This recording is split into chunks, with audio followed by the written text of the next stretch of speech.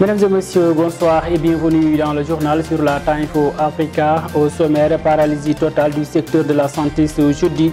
Les travailleurs de la santé refusent de porter les blouses blanches en raison du manque d'équité des pouvoirs publics et le soutien des sages-femmes de Louga arrêté. Le Conseil des ministres, le président de la République Macky Sall annonce la reconstruction de l'hôpital Le Dantec, mais également l'amélioration de la sécurité des biens et personnes.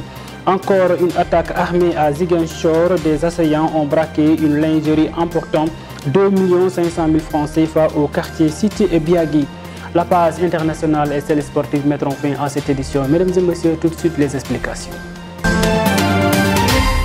Comme annoncé dans les titres, le collectif des travailleurs de la santé et de l'action sociale a annoncé hier vouloir observer une grève de 24 heures, annonce faite par le secrétaire général du syndicat autonome des médecins du Sénégal, Amadou Yeri Camara, et pour cause, la CTAS dit vouloir observer cette grève en raison du manque d'équité des pouvoirs publics au détriment de ses membres et des poursuites judiciaires menées contre les sages-femmes de Louga.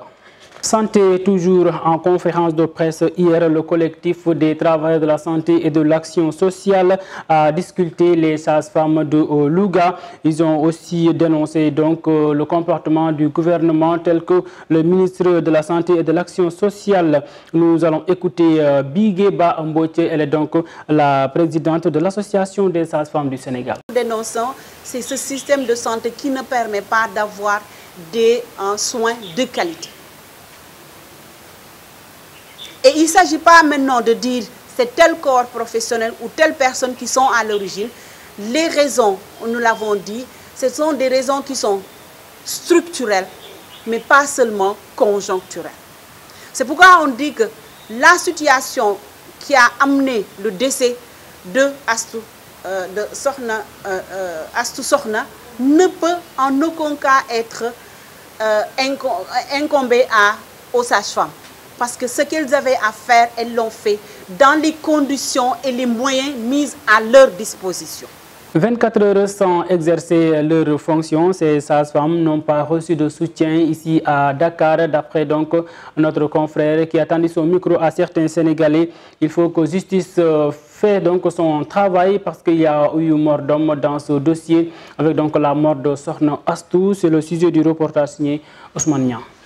Depuis la mort de Sokhna Astou par négligence, les responsables du secteur de la santé sont sévèrement critiqués par des populations. Et à partir de ce drame, des sages-femmes ont été poursuivies et mises sous mandat de dépôt. Cette sanction n'encense pas les syndicats de la santé. C'est pourquoi ce matin, ils ont observé une grève de 24 heures pour dénoncer cela. Une attitude que ce père de famille ne cautionne pas. Selon lui, c'est normal qu'il y ait des sanctions, mais aussi de mesurer les circonstances du drame de cette femme et de situer les responsabilités. Moi, je ne suis pas d'accord. Il faut faire des conciliations avec l'État pour voir comment régler ce problème. Mais aller en grève, c'est encore pire ce qu'ils font. C'est pire que ce que la dame a fait. Non, arrêtez, mais c'est normal quand une femme ne veut pas venir en aide de quelqu'un qui est malade. Surtout une dame qui est enceinte de 9 mois. Moi, je trouve que c'est un crime. Certes, la grève est un droit constitutionnel, mais devant cette situation, il faut miser sur la communication pour trouver des solutions dans le secteur de la santé. Au lieu de faire la grève, pense cette femme. Déjà, aucune femme ne va à l'hôpital pour perdre la vie, en fait. Donc, on va à l'hôpital parce que les médecins sont les garants. C'est eux en tant que déontologues et les personnes avisées et certifiées pour pouvoir assister les femmes à l'accouchement. Donc c'est leur métier, ça va de soi qu'on soit choqué qu'une femme perde la vie. Après maintenant, on ne va pas dire que ça peut arriver, rien ne garantit qu'à Niala, on va certainement avoir son enfant. Mais il faudrait que toutes les conditions soient réunies pour que ce genre d'accident ou d'incident n'arrive pas. Maintenant, concernant la grève, il y a un être humain qui a perdu la vie, il ne faut pas le perdre de vue. Je pense qu'aujourd'hui, on doit plutôt aller dans la négociation, dans l'entente et comprendre les raisons profondes qui ont conduit au décès de la dame. Donc pour moi, personnellement, je ne pense pas que les médecins devraient gréver. Parce qu'il faut tenir compte qu'il y a cette femme qui laisse certainement d'autres enfants, ou qui laisse un époux endeuillé, ou qui laisse une famille éplorée. Donc il y a tellement de choses à prendre en compte. Voilà. La santé n'a pas de prix, mais aussi la vie n'a pas de prix. C'est pourquoi les populations invitent les médecins et les autorités de tout faire pour qu'il y ait une bonne politique de santé publique. En Conseil des ministres hier, le président de la République Macky Sall a tenu beaucoup de promesses telles que la reconstruction de l'hôpital Dantec, mais également l'amélioration de la sécurité des biens et des personnes par le biais de la police à la Tcham. Le président de la République, son Excellence Macky Sall, a présidé le Conseil des ministres ce mercredi 20 avril 2022 au Palais de la République. Beaucoup de promesses ont été tenues pour les questions liées à la santé, mais aussi améliorer la sécurité des personnes et des biens par le renforcement du corps tel que la police nationale. À l'entame de sa communication, le chef de l'État a présenté ses condoléances à la nation oumma islamique, en particulier à la Khadriya, suite à un rappel à Dieu de Nimzat de Chernas Cheikh Aya Aïdara, Khalifa général des Khadr. Abordant les questions liées aux impératifs de modernisation du système de santé, le chef de l'État indique que la pandémie de Covid-19 a révélé la résilience de notre système sanitaire, mais également l'urgence d'accélérer les réformes en vue de la professionnalisation des personnels et de la transformation de la gestion des structures sanitaires. Le président de la République informe enfin le Conseil de sa décision de faire engager à partir de septembre 2022 le lancement des travaux de reconstruction intégrale de l'hôpital Aristide Le Dantec sur son site actuel. Le président de la République rappelle que depuis 2012, ressources budgétaires conséquentes et sans précédent ont été mobilisées pour notamment mettre à niveau le système sanitaire, réaliser des hôpitaux de dernière génération, Touba, Kaffrine, Kédougou et Sédhiou, aux standards internationaux, relever les plateaux médicaux des structures, recruter à titre exceptionnel sur la période de 2020-2021 500 médecins et 1000 professionnels de santé et améliorer la situation de toutes les catégories d'agents de santé. Le président de la République demande dès lors au ministre de la Santé et de l'Action sociale de finaliser l'audit de la gouvernance des structures de santé, en particulier la réforme hospitalière de 1998, en vue d'accélérer les réformes nécessaires à la mise en œuvre optimale du programme d'investissement 2020-2024 pour un système de santé résilient et performant. Le chef de l'État invite au demeurant le ministre de la Santé et de l'Action sociale à lui faire parvenir un rapport exhaustif sur la situation globale des structures de santé du pays et de finaliser dans les meilleurs délais un plan d'optimisation de la carte sanitaire et offre de services de santé. Les élections législatives semblent très compliquées pour la coalition Ben Bokk Yakaar qui fera face à la coalition Yewwi Askan Wi très soudée. Et pour donc gagner ces élections, certains Sénégalais proposent à Ben Bokk Yakaar d'investir des jeunes. C'est le sujet du reportage signé Barthélémy Koli. À moins de 3 mois des élections législatives, les jeunes de la coalition Benno Bokk Yakaar réclament leur investiture sur les listes. Mais pour que le camp au pouvoir gagne ses députations, ils ont besoin de la place des jeunes politiciens pour faire face. Macky doit envoyer des gens qui savent vraiment comment il faut descendre sur les gens pour pouvoir bien parler les gens. Comme ça, il peut avoir une bonne qui pour les élections. Il faut connaître la politique, comment parler avec les gens pour les convaincre, tout ça là. La seule force de Benno Bokk Yakaar, c'est d'investir les jeunes avec un taux de 50% sur les listes des candidats pour les élections législatives. Bon, ça sera une très bonne initiative et on pourra voir s'il peut même mettre un pourcentage de 50% des jeunes. Et là, ça pourra aider à mieux valoriser l'avenir de ce pays. Vu le taux de chômage et ce qui existe dans ce pays, donc carrément, il faut carrément revoir l'initiative pour les futurs de ce pays. Ainsi, face à la colère de la jeunesse contre le pouvoir, pour y remédier cela, il sera très difficile pour le camp présidentiel de le faire. La jeunesse ne croit pas au pouvoir. C'est ce qui s'est passé aux élections locales et aux événements de mars dernier. Donc, pour que le président Macky Sall réconcilie cela avec la jeunesse, ce sera très difficile. C'est trop tard pour moi. Mais il faut reconnaître que le président a travaillé. C'est trop tard.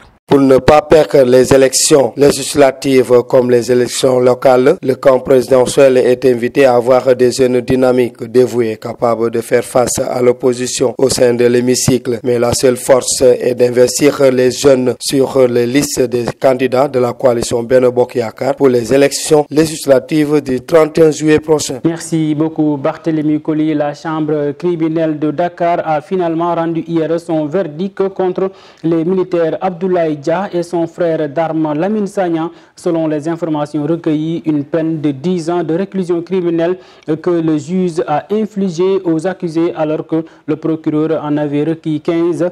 Les faits de vol aggravé qui leur étaient reprochés ont été disqualifiés en vol commis en réunion avec violence et port d'armes. Les deux condamnés doivent payer une amende de 96 000 francs CFA à la partie civile Wafakash. Fonction publique à Foundiougne, plus de 2446 enseignants ont été audités dans le cadre de la rationalisation des effectifs de ce corps de la fonction publique, selon l'inspecteur de l'éducation et de la formation Dame Touré, qui explique par ailleurs que cet audit entre dans le cadre de rationalisation des effectifs des enseignants en vue de les utiliser de manière affective avec le système des classes multi-grades, une initiative du ministre de l'Éducation nationale pour une opération de recensement des enseignants et non-enseignants qui va prendre fin à partir de ce jeudi à Foundiougne.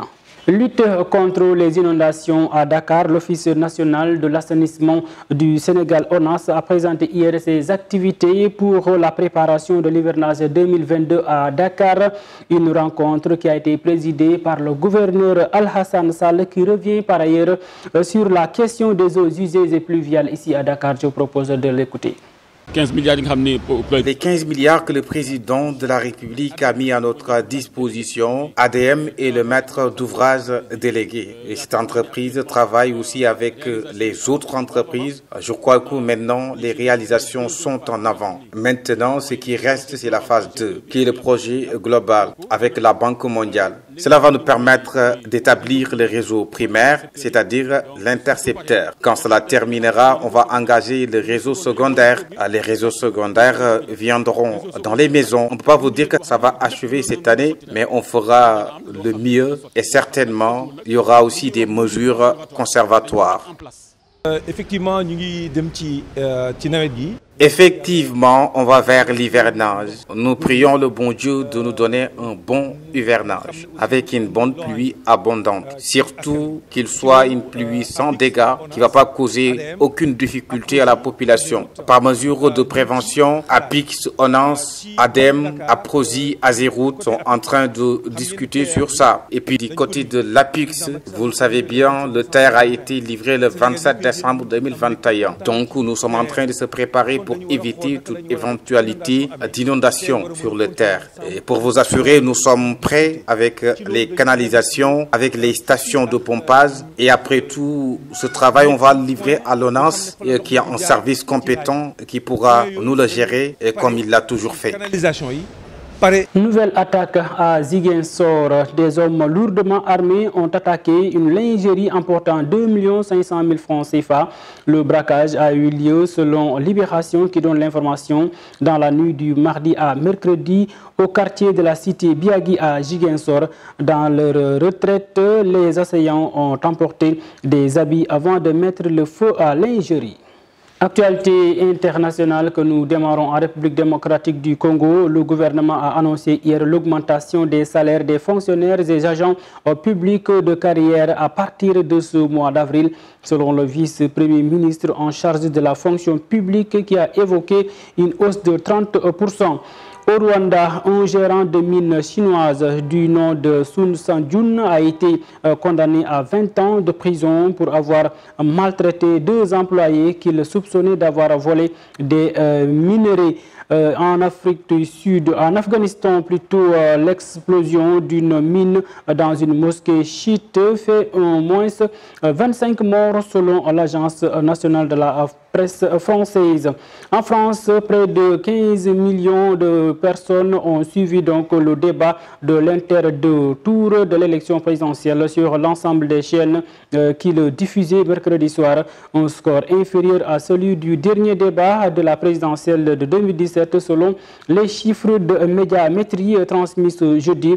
Pour rappel, en 2017, près de 16 millions de personnes ont suivi le débat entre ces deux opposants. En sport, la Fédération sénégalaise de football annonce des matchs amicaux lors de la prochaine fenêtre FIFA. Bonne nouvelle encore pour l'équipe nationale du Sénégal. Après Boubacar Kamara, 2 autres internationaux sont annoncés dans la tanière. Suivons cet élément pour plus de détails.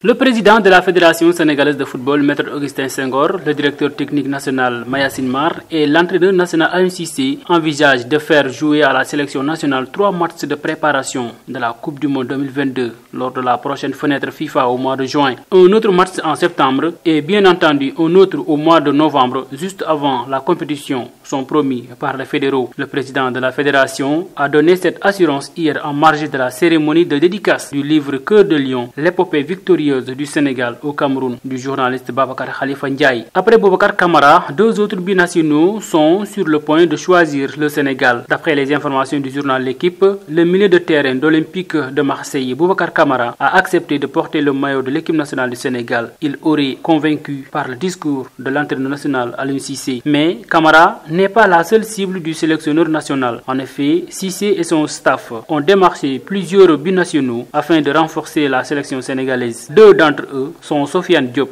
meneur de jeu de l'AS Monaco, et Malang Sarr, défenseur central de Chelsea. Mesdames et messieurs, c'est la fin de ce journal. Merci de l'avoir suivi. On vous donne rendez-vous demain sur la Time for Africa. Bonsoir.